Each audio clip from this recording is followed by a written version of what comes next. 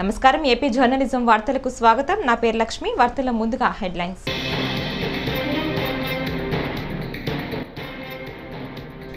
9 రంగాల్లో 4కి పెద్దపీట భవిష్యత్ బడ్జెట్లకు ఇది రహదారి నిర్మలా సీతారామన్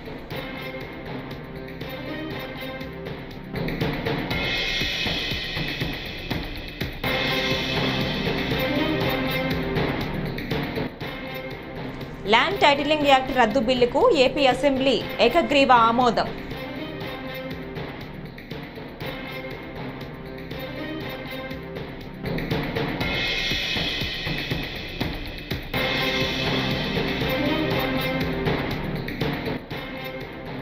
నర్సాపురం ఎంపీడీఓ వెంకటరమణ కథ విషాదాంతం ఏలూరు కాలువలో లభ్యమైన మృతదేహం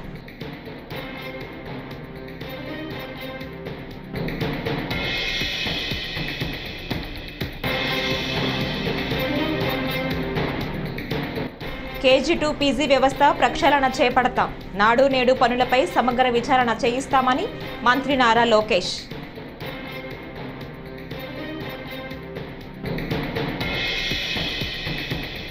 ఇక డీటెయిల్స్ చూస్తే తాము అధికారంలోకి వస్తే వివాదాస్పద ల్యాండ్ టైటిలింగ్ యాక్ట్ను రద్దు చేస్తామని కూటమి ప్రకటించిన సంగతి తెలిసిందే ఆ దిశగా నేడు కీలక పరిణామం చోటు చేసుకుంది ల్యాండ్ టైటిలింగ్ యాక్ట్ రద్దు బిల్లుకు ఏపీ అసెంబ్లీ ఏకగ్రీవంగా ఆమోదం తెలిపింది అసెంబ్లీ స్పీకర్ అయ్యన్న పాత్రుడు నుంచి అనుమతి తీసుకున్న అనంతరం రాష్ట్ర రెవెన్యూ శాఖ మంత్రి Anagani Satyaprasad land titling act రద్దు బిల్లును ప్రవేశపెట్టారు ఈ సందర్భంగా స్పీకర్ అయ్యన్న పాత్రుడు ఒక్క ఇంగ్లీష్ పదం కూడా లేకుండా సభా వ్యవహారాలు నడిపించడం విశేషం దాంతో ఆయనను సభ్యులందరూ అభినందించారు రెవెన్యూ రిజిస్ట్రేషన్ మరియు స్టాంపుల శాఖ మంత్రి గారు ఆంధ్రప్రదేశ్ భూమి హక్కుల యాజమాన్య రద్దు బిల్లు 2024ను ప్రవేశపెట్టేందుకు అనుమతి కోరుతారు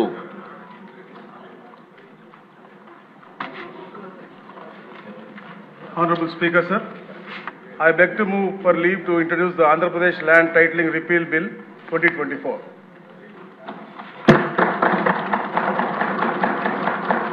మంత్రి గారి ప్రతిపాదన సభా సమక్షంలో ఉంది ఇప్పుడు ఈ విషయం ఆంధ్రప్రదేశ్ భూమి హక్కుల యాజమాన్య రద్దు బిల్లు 2024ను ప్రవేశపెట్టడం ఈ ప్రతిపాదనను సభలో సుముఖంగా ఉన్నవారు అవును అనండి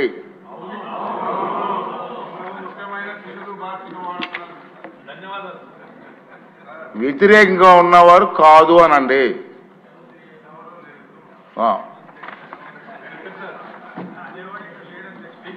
అవునన్నారు అవునన్నారు అవునన్న వారు అందరూ కూడా ఏకగ్రీయంగా అన్నారు కాబట్టి ఈ ప్రతిపాదన ఆమోదించబడినది బిల్లు సభలో ప్రవేశపెట్టబడింది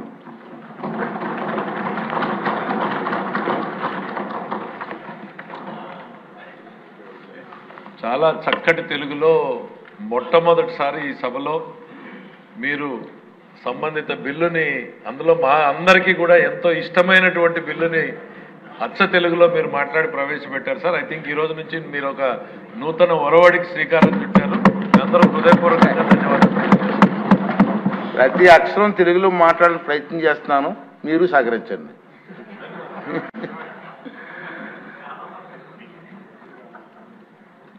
కేంద్ర ఆర్థిక మంత్రి నిర్మలా సీతారామన్ నేడు వరుసగా 7వ సారి 2024 కేంద్ర బడ్జెట్ను పార్లమెంట్లో ప్రవేశపెట్టారు ఈ సందర్భంగా ఆమె మాట్లాడుతూ భవిష్యత్ బడ్జెట్లను ఇది మార్గనిర్దేశం చేస్తోందని చెప్పారు ఈ సందర్భంగా మోదీ 3.0 ప్రభుత్వ 9 ప్రాధాన్యాలను ఆమె హైలైట్ చేశారు ఈ 9 వ్యవసాయంలో ఉత్పాదకత స్థితిస్థాపకత ఉపాధి నైపుణ్యం మెరుగైన మానవ వనరులు సామాజిక న్యాయం తయారీ సేవలు పట్టణాభివృద్ధి ఇంధన భద్రత మౌలిక సదుపాయాలు ఆవిష్కరణలు పరిశోధన అభివృద్ధి తర్వాతి తరం సంస్కరణలు ఉన్నాయి భవిష్యత్ బడ్జెట్లకు కూడా ఈ బడ్జెట్లోని ప్రాధాన్యాలపై ఆధారపడి ఉంటాయని నిర్మలా తెలిపారు The Garib, Mahilaye, Yuva and Annadata, the poor, women, youth and the farmer. For Annadata, we announced higher minimum support prices a month ago for all major crops, delivering on the promise of at least a 50% margin over costs. Pradhan Mantri Garib Kalyan Anna Yojana was extended for 5 years, benefiting more than 80 crore people. Administrative actions for approval and implementation of various schemes announced in the interim budget are well underway. The required allocations have been made. Budget theme. Turning attention to the full year and beyond in this budget, we particularly focus on employment, skilling, MSMEs and the middle class. I am happy to announce the Prime Minister's package of 5 schemes and initiatives to facilitate employment, skilling and other opportunities for 4.1 crore youth over a 5-year period, with a central outlay of 2 lakh crore rupees.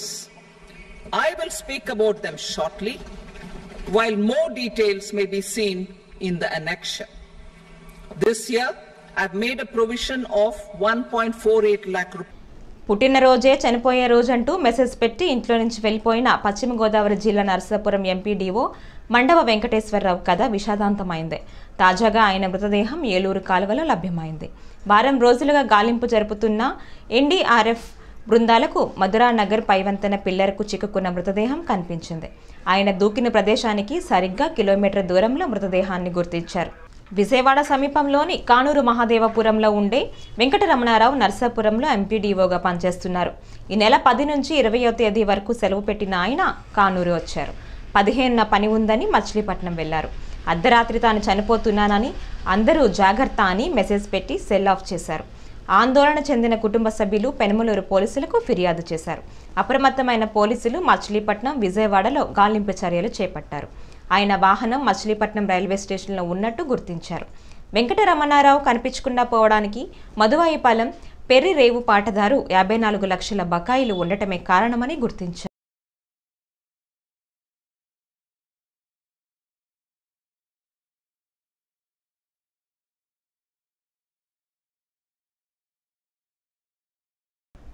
Vaikapa ప్రభుత్వం చేపట్టిన నాడు నేడు పనులపై సమగ్ర విచారణ చేయిస్తామని విద్యాశాఖ మంత్రి నారా లోకేష్ ప్రకటించారు.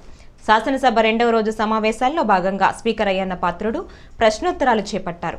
గత ప్రభుత్వం చేపట్టిన నాడు నేడు పనుల్లో భారీగా అవినీతి జరిగిందని తెదేపా ఎమ్మెల్యేలు తెనాలి శ్రవణ్ కుమార్, ధూళిపాల నరేంద్ర, ఏలూరు సాంబశివరావు సభ దృష్టికి తీసుకొచ్చారు. దీనిపై విచారణ చేపట్టాలని రాష్ట్ర ప్రభుత్వాన్ని కోరారు. అనంతరం మంత్రి లోకేష్ మాట్లాడుతూ ప్రభుత్వ పాఠశాలలను బలోపేతం చేస్తామని తెలిపారు. నాడు నేడుపై ప్రభుత్వ విచారణ చేపడుతుందన్నారు. గతంలో నాసిరకం పనులు ఎందుకు చేపట్టారు, పనులు ఎందుకు సరిగా జరగలేదు అనే అంశాలపై ఆరా తీస్తామన్నారు. KG2 PG వ్యవస్థ ప్రక్షాళన చేపడతామని తెలిపారు. అధ్యక్ష, ఓవరాల్ రాష్ట్రంలో 88 ప్రభుత్వ పాలిటెక్నిక్లు ఉన్నాయి, 174 ప్రైవేట్ పాలిటెక్నిక్లు ఉన్నాయి. అధ్యక్ష, అడ్మిషన్స్ కానీ ఒక్కసారి చూస్తే ప్రభుత్వ పాలిటెక్నిక్లో 61% అధ్యక్ష, ప్రైవేట్లో 40% అధ్యక్ష. ఇంకో పక్కన అధ్యక్ష మీరు చూస్తే పాలిటెక్నిక్స్కి వచ్చే గల తెలుగుదేశం పార్టీ అధికారంలో ఉన్న రోజులు మినిమం 80% ఉండేది అడ్మిషన్స్. 2015-16 94%కి వెళ్ళింది అధ్యక్ష. కానీ అంటే వైకాపా పార్టీ అధికారంలోకి వచ్చిన తర్వాత 81% అడ్మిషన్స్ మేము ఇన్స్టిట్యూషన్స్ అందజేస్తే అది క్రమీపంగా తగ్గుతూ వచ్చి ఒక సంవత్సరం అయితే కేవలం 59% అడ్మిషన్స్ జరిగిన విషయం అధ్యక్ష. అంటే ఈ ప్రభుత్వం పాలిటెక్నిక్ని ఎలా నిర్వీర్యం చేసిన దానికి ఇదొక ఉదాహరణ అధ్యక్ష. AP deputy CM Pawan Kalyan మంగళవారం శాసనసభలో ఆసక్తికరమైన వ్యాఖ్యలు చేశారు. భవిష్యత్తులో కూడా అమరావతిని రాజధాని ఉండే విధంగా చర్యలు తీసుకోవాలని సూచించారు. అందుకు ఏపీ సీఎం చంద్రబాబు నాయకత్వంలో మరింత ముందుకెళ్లాలని పిలుపునిచ్చారు. తనకు ప్రత్యర్థి అయినప్పటికీ వైఎస్ రాజశేఖర్ రెడ్డి చేసిన మంచి పనులను పొగిడారని, అది చంద్రబాబు వ్యక్తిత్వమని కొనియాడారు. రాజకీయాల్లో ఆయనకు ఉన్న సుదీర్ఘ అనుభవంతో మా బోటి వాళ్ళు కూడా నేర్చుకునే అవకాశం కలుగుతోందని అన్నారు. ఆయన పాలన ఈ రాష్ట్రానికి ఎంతో ఉపయోగపడుతోందని పేర్కొన్నారు. శ్రీమతి పంచమర్తి అనురాధ గారు, సర్వశ్రీ దువ్వారపు రామారావు గారు, వి తిరుమల నాయుడు గారు, కంచర్ల శ్రీకాంత్ గారు, గౌరవ ఎమ్మెల్సీ వారు 3 ప్రశ్నలు అడిగారు అధ్యక్ష. పంచాయతీరాజ్ గ్రామీణాభివృద్ధి శాఖకు సంబంధించి వారు అడిగిన ప్రశ్నల్లో మొదటిది పంచాయతీలకు విడుదల చేసిన 14 మరియు 15 ఆర్థిక సంఘం నిధుల్లో దాదాపు 9,000 కోట్లను ప్రభుత్వం దారి మళ్లించిన విషయం వాస్తవమేనా? రెండో ప్రశ్న, కేంద్ర ప్రభుత్వ అధికారులు కొన్ని పంచాయతీలను సందర్శించి కొన్ని అవకతవకల్ని ఎత్తి చూపడం కూడా వాస్తవమేనా? మూడో ప్రశ్న అయితే ఒకవేళ వాస్తవం అయితే దాని మీద ఆ వివరాలపైన దానిపైన తీసుకున్న చర్యలు ఏమిటి? మొదటి ప్రశ్న అధ్యక్ష, 9,000 కోట్లను ప్రభుత్వం గత ప్రభుత్వం దారి మళ్లించిందా లేదా అనేది అడిగారు అధ్యక్ష. దానికి మా సమాధానం అవునండి. కేంద్ర ఆర్థిక కమిషన్ గ్రాంట్లలో మళ్లింపు జరుగుతోంది. ఇప్పటి వరకు భారత ప్రభుత్వం ఆర్థిక కమిషన్ గ్రాంట్ను విడుదల చేసినప్పటికీ పంచాయతీరాజ్ సంస్థలకు 998 కోట్ల నిధులు ఇంకా విడుదల కాలేదు. ఇది మొదటి దానికి సమాధానం అధ్యక్ష. రెండో ప్రశ్నకి, కేంద్ర ప్రభుత్వం అధికారులు రాష్ట్రంలోని ఒక 5 గ్రామ పంచాయతీలను సందర్శించారు. మరియు ఎంఓపిఆర్ భారత ప్రభుత్వం న్యూఢిల్లీ వారు 16/10/23 తేదీన డిఓ లేఖ నెంబర్ M11015/150/2020 FD Part 1 ద్వారా ఆంధ్రప్రదేశ్ ప్రభుత్వానికి వారి పరిశీలనలు తెలియజేశారు.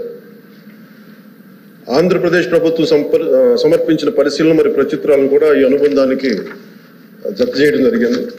గౌరవ సభ్యులు ఇంకేదైనా సందేహాలు ఉంటే అనెక్షర్ని అనుబంధంగా ఉన్న వీటన్నిటి చదువుకోవచ్చు అధ్యక్ష.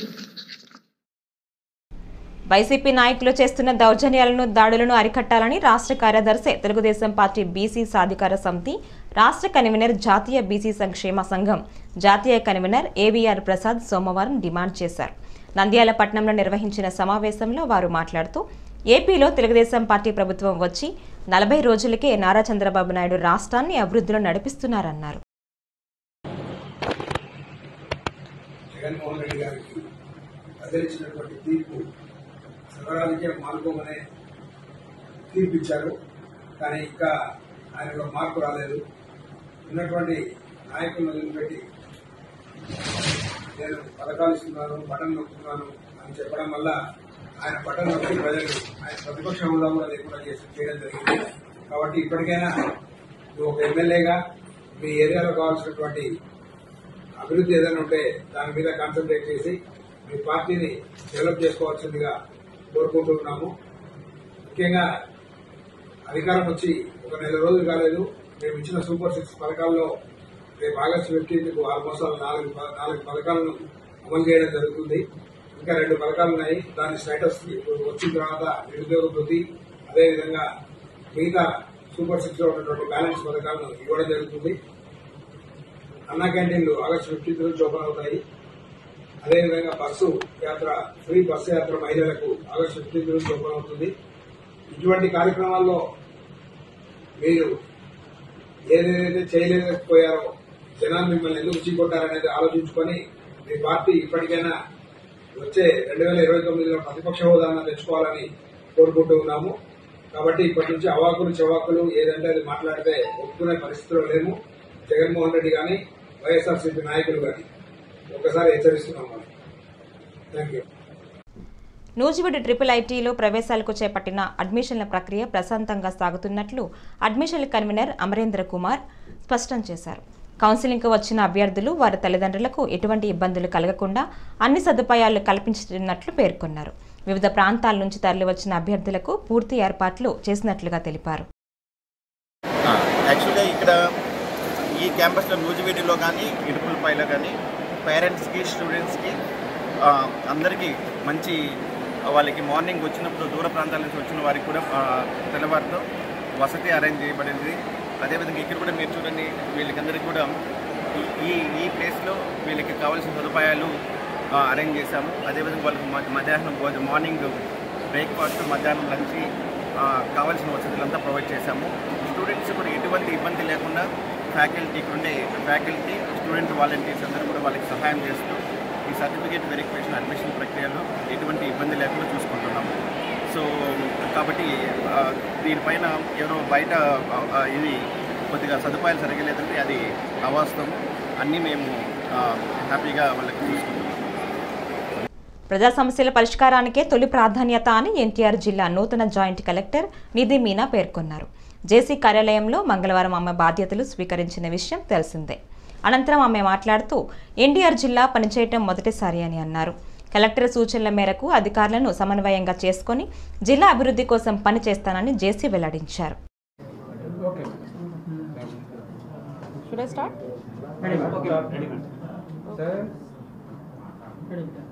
అందరికీ నమస్కారం. I'm doctor Nidhi Meena. నేను 2019 బ్యాచ్ ఐఎస్ ఆఫీసర్. ఈరోజు నేను joint collector NTR post join చేస్తున్నాను. I'm thankful for the opportunity and I am looking forward to work for the district under the guidance of Collector Madam. Thank you. Short. గతంలో నేను ఇక్కడే I'm 2019 batch. So first posting నా ఈ sub collector Tenali జరిగింది. తర్వాత నేను 2 years కోసం ఈ ఎడ్యుకేషన్ డిపార్ట్మెంట్లో పనిచేశాను.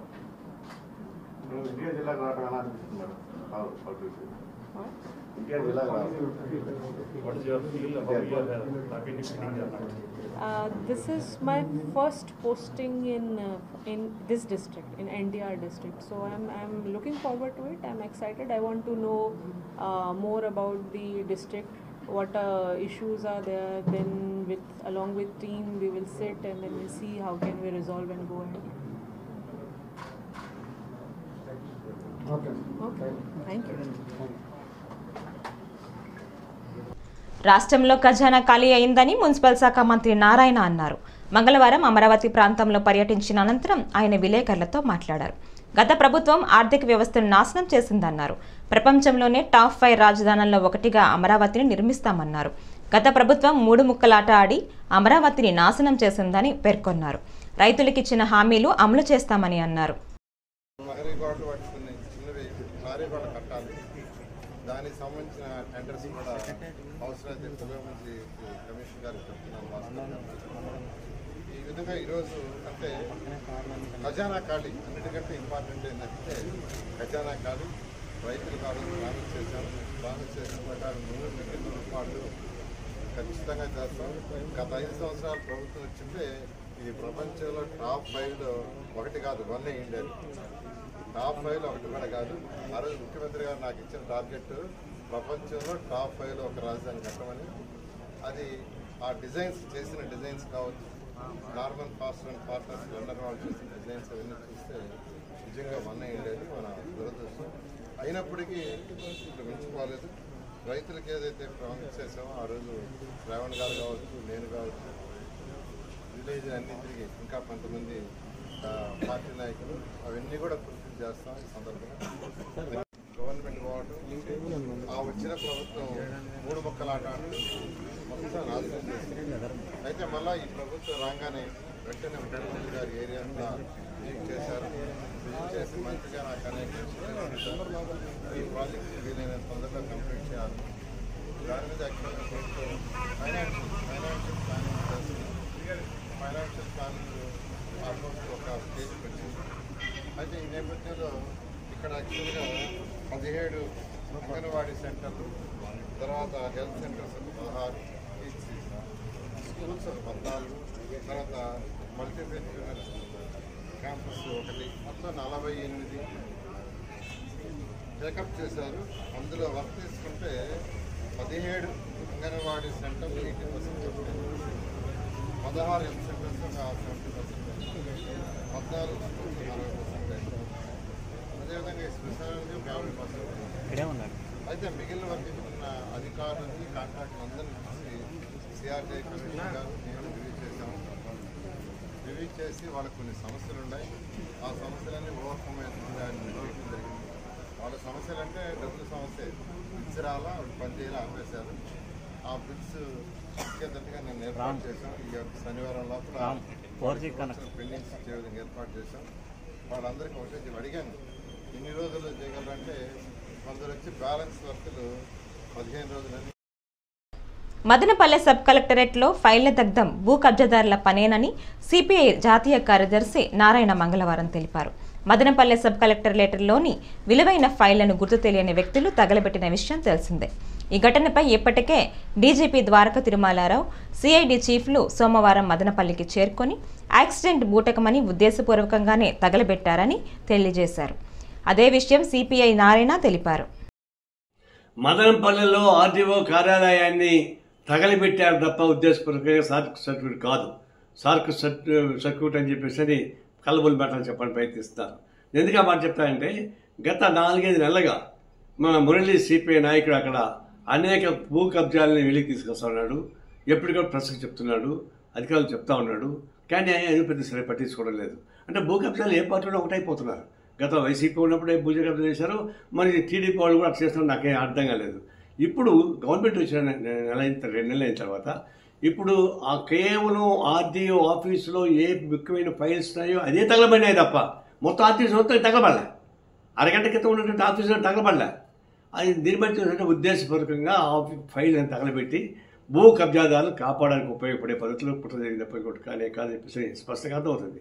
ఇది ఒక ఆనవాయితీ అయిపోయింది. తెలంగాణ గవర్నమెంటు కాంగ్రెస్ పార్టీ వస్తుందని చెప్పేసి తెలిసిన అర్ధరాత్రి 3 గంటలకి టూరిజం ఆఫీస్ తగలబెట్టారు. ఆడ కూడా టూరిజం ఆఫీస్ మొత్తం తగలబెట్టారు. ఆడ ఫైల్స్ మాత్రం తగలబెట్టారు.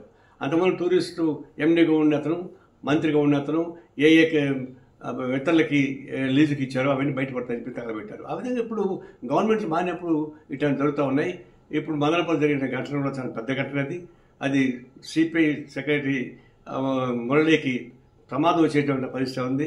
దానిని రాష్ట్ర ముఖ్యమంత్రి ప్రత్యక్షంగా జోక్యం చూసుకొని ఆ మురళీని కాపాడాలి, ఆ భూ కబ్జాలను బయట పెట్టాలి, ఆర్డీఓ తగలబెట్టిన దాన్ని నిజంగా బయటపడాలి. కేవలం సాంకేతిక పూర్వకంగా కాదు, హృదయపూర్వకంగా అక్కడ జరిగిన భూ కబ్జాలని బయట లాగేసి తప్ప ఇంకోటి కుదరదు, రిపీట్ అవుతుంటుంది. ఆ భూ కబ్జాలు అన్యాయం రేకెత్తించే వాళ్ళని మరి ప్రమాదం జరిగే ప్రమాదం ఉంది. వాళ్ళని కూడా కాపాడుకోవాల్సిన అవసరం అనిపిస్తుంది నేను విజ్ఞప్తి చేస్తున్నా. అదే సందర్భంలో అధికారులు మాత్రం దీన్ని మసిమూసి మారడం చేయకుండా స్పష్టంగా దోషుల్ని పట్టుకునే పద్ధతుల్లో దీని విషయాన్ని జరిపించమని కోరుతా ఉన్నాను. చెవిరెడ్డి కార్యకర్తలను రజ్జుకొట్టే విధానం మానుకో, లేకపోతే అధికారంతో పాటు అవమానం పాలవడం తప్పదని టీడీపీ తిరుపతి రూరల్ మండల అధ్యక్షుడు ఈశ్వర్రెడ్డి హెచ్చరించారు. తిరుపతి ప్రెస్ క్లబ్లో ఈశ్వర్రెడ్డి కార్యకర్తలతో కలిసి ప్రెస్ మీట్ నిర్వహించారు. ప్రజలకు హత్యాయత్నం జరిగింది కానీ గాయాలు తగలలేదు అంటావా? నువ్వు నీ కొడుకు చేసిన తప్పులను కప్పిపుచ్చుకోవాలని చూస్తున్నారా అని ఈశ్వర్రెడ్డి అన్నారు.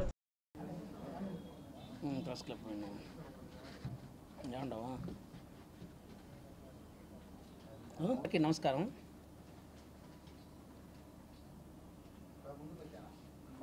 మొన్నటి దినము మేము నాని గారి సతీమణి సుధారెడ్డి గారితో కలిసి ప్రెస్ మీట్లో పాల్గొన్నాము. కానీ ఆ రోజు మేము అనుకున్నది ఏంటంటే ఇంక ఈ ప్రెస్ మీట్లు పెట్టకూడదు, ఒకరినొకరు విమర్శించుకునే దానివల్ల విపరీతమైన ఎందుకు ఊరికే దీన్ని ప్రొలాంగ్ చేయకూడదు, ఇంతటితోనే స్వస్తి చెప్దాం అనుకున్నాం. కానీ ఇది అయిపోయాక కూడా మాజీ ఎమ్మెల్యే చెవిరెడ్డి భాస్కర్ రెడ్డి గారు మళ్ళీ ప్రెస్ నోట్లు అంటూ రిలీజ్ చేశారు. స్కానింగ్ రిపోర్ట్లు, ఆడ ఎక్స్రేలో ఇది దెబ్బ తగలలేదు, సిమ్స్లో మాకు ఒక సర్టిఫికేట్ ఈ సర్టిఫికేట్ ఇచ్చారు సిమ్స్ డాక్టర్లు, మరి వాళ్ళదంతా తప్పు, అతనికి ఏం జరగలేదు, కాలు బాగుంటే కూడా నటిస్తా ఉన్నాడు, ఇలాంటివన్నీ చెప్పాడనమాట. హత్యా ప్రయత్నం జరగకుండానే జరిగిందని చెప్తా అన్నాడు అనేసి. అంటే నేను భాస్కర్ రెడ్డిని ఒకటే అడగదలుచుకున్నాం. భాస్కర్ రెడ్డి గారు, మీరు చెప్పడం ఏంది నాకైతే అర్థం కాలేదు.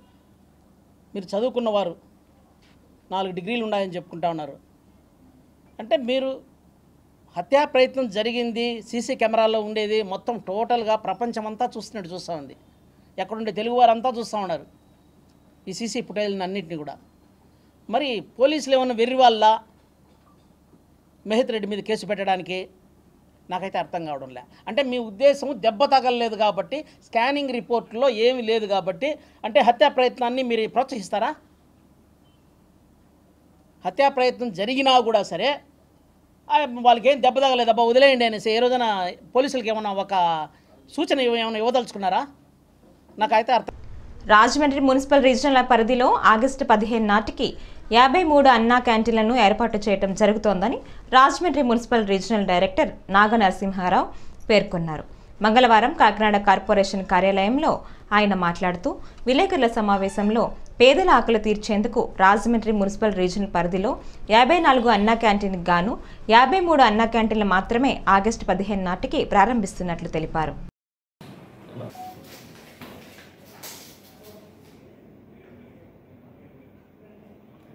Okay sir.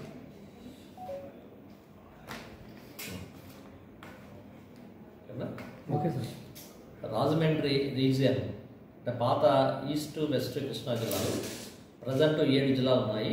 ఈ 7 జిల్లాల్లో మరి గౌరవ ముఖ్యమంత్రి గారు, అదేవిధంగా గౌరవ మంత్రి గారు, మున్సిపల్ సిఎస్ గారు, సిడిఎంఐ గారు వారి యొక్క ఆదేశాల మేరకు అన్నా క్యాంటీన్స్ అంతకుముందు ప్రభుత్వంలో ఏదైతే టీడీపీ ప్రభుత్వంలో ఉన్నటువంటి అన్నా క్యాంటీన్స్ వాటన్నింటినీ కూడా పునరుద్ధరించి తిరిగి పేదలకి ఆహారాన్ని అందించే కార్యక్రమాన్ని మళ్ళీ ముఖ్యమంత్రి గారు చేపట్టడం జరిగింది. దీనికి సంబంధించి రాజమండ్రి రీజియన్లో ఈ మొత్తం 34 అర్బన్ లోకల్ బాడీస్ ఇంక్లూడింగ్ మనకి విజయవాడ, కాకినాడ, రాజమండ్రి, ఏలూరు, మచిలీపట్నం ఈ కార్పొరేషన్స్తో పాటుగా ఉన్నటువంటి మొత్తం 34 అర్బన్ లోకల్ బాడీస్లో మొత్తం 51 పాత అన్నా క్యాంటీన్స్ మళ్ళీ ఆగస్టు 15 నాటికి తిరిగి ప్రారంభించడానికి ఒక డెసిషన్ తీసుకోవడం జరిగింది. దాని మీద వాటన్నింటినీ కూడా అమౌంట్ కూడా శాంక్షన్ చేశారు. దానికి సంబంధించి వర్కులు కూడా జరుగుతున్నాయి. టోటల్గా 51. అదేవిధంగా 3 చోట్ల కొత్తవి అంటే అమలాపురం, జంగారెడ్డిగూడెం, గోలపురం ఈ 3 చోట్ల కొత్త వాటిని అంటే అంతకుముందు వాటిని స్టార్ట్ చేయలేదు. వాటిని ఇప్పుడు అది కూడా స్టార్ట్ చేయడానికి అందులో 2 అంటే అక్కడ అమలాపురం మాత్రం పూర్తిగా కొత్తది, మిగతా 2 కూడా ఆల్రెడీ కన్స్ట్రక్షన్ స్టార్ట్ అయ్యి అప్పట్లో ఆగిపోయినాయి. సో అమలాపురం మాత్రం పూర్తిగా కొత్తగా స్టార్ట్ చేయాల్సి ఉంటుంది. అదొకటే కొద్దిగా సెప్టెంబర్ 27వ తారీఖు కంప్లీట్ చేస్తానని చెప్తుంది. మిగతా 53 అన్నా క్యాంటీన్స్ కూడా ఈ ఆగస్టు 15వ తారీఖు నాటికి తిరిగి పునరుద్ధరించి పేదలకి తక్కువ రేటుకి మరి ఆహారాన్ని అందించే కార్యక్రమం కోసం గౌరవ ముఖ్యమంత్రి గారు, అదేవిధంగా గౌరవ మంత్రి గారు అందరూ కూడా దీని మీద డైరెక్షన్స్ ఇవ్వడం జరిగింది. మేము కూడా నేను రీజనల్ డైరెక్టర్గా కంటిన్యూగా ఈ కమిషన్స్ తోటి ఫాలోఅప్ చేయడం జరుగుతుంది. ఇందులో విజయవాడలో మొత్తం 11 అన్నా క్యాంటీన్స్ ఉన్నాయి పాతవి, కాకినాడ 5 ఉన్నాయి, రాజమండ్రిలో 3 ఉన్నాయి, మిగతా చోట్ల 1, 2 అక్కడ పరిస్థితిని బట్టి ఉన్నాయి. మొత్తం 54, అందులో 53 ఆగస్టు 15 స్టార్ట్ అవుతాయి. ఒకటి అమలాపురం మాత్రం కొద్దిగా కొత్తది కాబట్టి కొత్త బిల్డింగ్ కట్టాల్సి ఉంది కాబట్టి అది మనకి సెప్టెంబర్ నాటికి కంప్లీట్ అవ్వడం జరుగుతుంది. ఈ వార్తలు ఇంతటితో సమాప్తం. నమస్కారం.